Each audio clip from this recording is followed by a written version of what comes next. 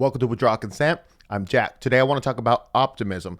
So if you watch this PBD podcast, which has kind of become mainstream, they have this whole merch thing where they do the future looks bright, okay?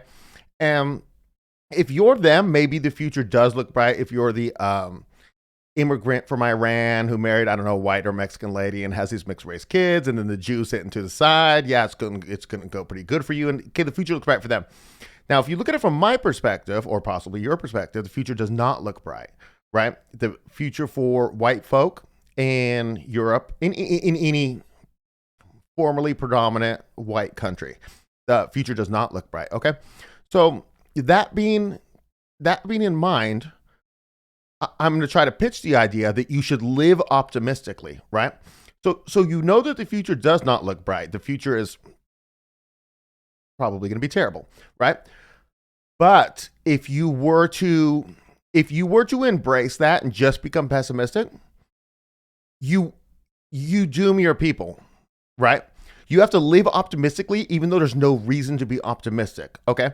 So I got a comment on a video recently, and the guy said, said, I'm afraid to subscribe to your channel and I'm afraid to comment on your channel. And I responded, I was like, man, what a terrible system you live in. Because you're honestly kind of correct, that maybe you shouldn't, and maybe I shouldn't have my face on these videos. Maybe not, that's actually probably not, we'll say.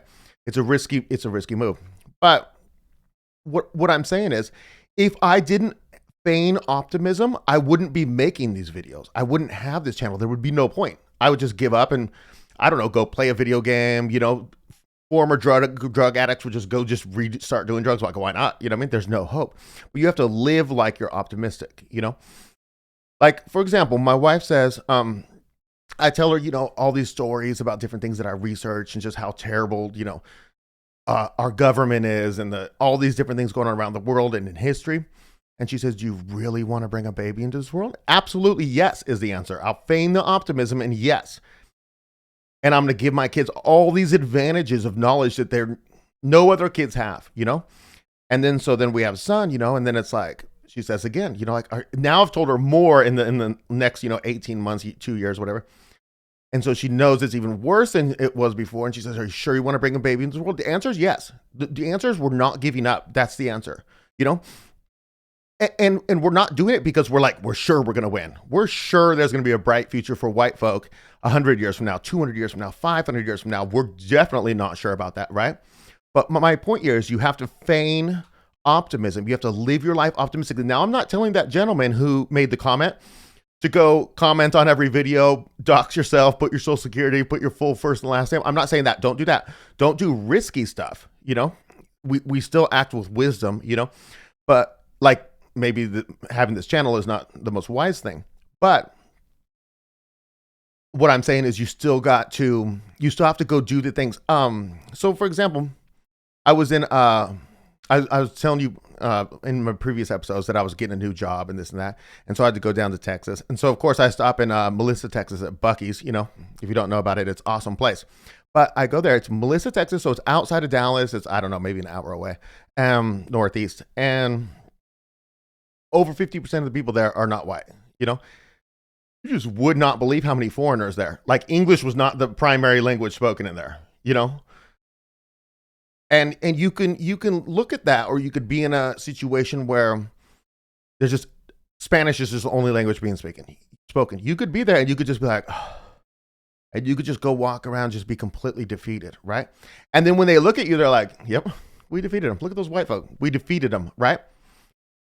And sure they may win in the immigration struggle. They may win in the demographic struggle. That may be a thing, right? But in the meantime, you can't just drop your shoulders and submit.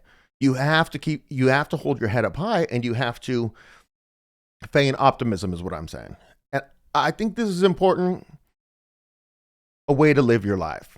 I think it's very important. If you do not take this to heart and you do not follow this, you're guaranteed to lose, or you're guaranteed not to contribute towards a potential solution, whether it's a long shot or not. And so I encourage everybody, don't do anything crazy.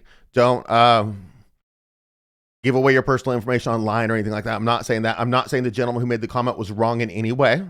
Play it safe. That's fine, But But you got to live a life of feigning optimism. I think it's very important. And don't let the cognitive dissonance get to you when you see everybody around you who doesn't know anything about reality, history, our country, anything. Don't become pessimistic when you talk to the Christian Zionists and all this stuff. Just feign optimism. Fight against the cognitive dissonance. Don't let it affect your personal life.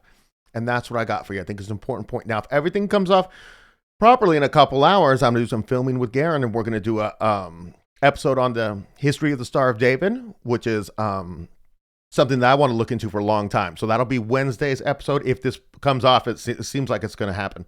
And then on Thursday, he's going to pitch something controversial about Jesus, and I think I'm going to have some good pushback on that. But I don't know. He's come up with some fantastic stuff in previous episodes, so I'm looking forward to it, and I hope to see you there.